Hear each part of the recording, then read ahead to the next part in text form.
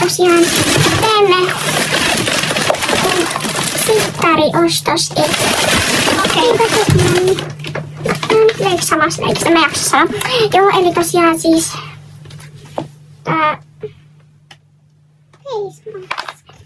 tällaiset.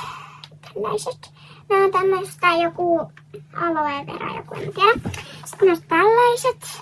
Nämä on tällaista kiiltaa, saatte sit joskus näin. Ja sit tosiaan ne oli pikkusen tavaraksi sisään. Niin joo, tämmöistä.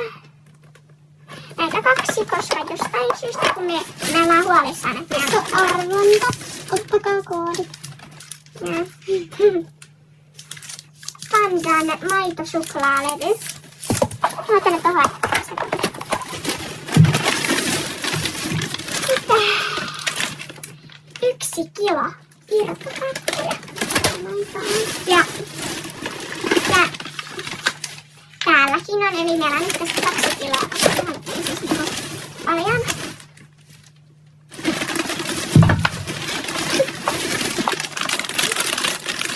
Valtakarkkeja. Ja kuitti.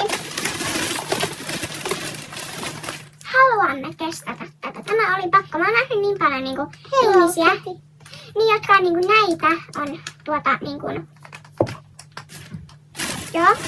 Sitten näitä 2. Me siis syökään rosta huomenna illalla, mutta me silti varmaan jostain syödään nää, koska joo. Tosiaan, me ei pystytä odottaa. Sitten nämäkin oli pakko saada. Nää on hirveän kalliita. Mun on koolla. Niin siis mun on täällä monta.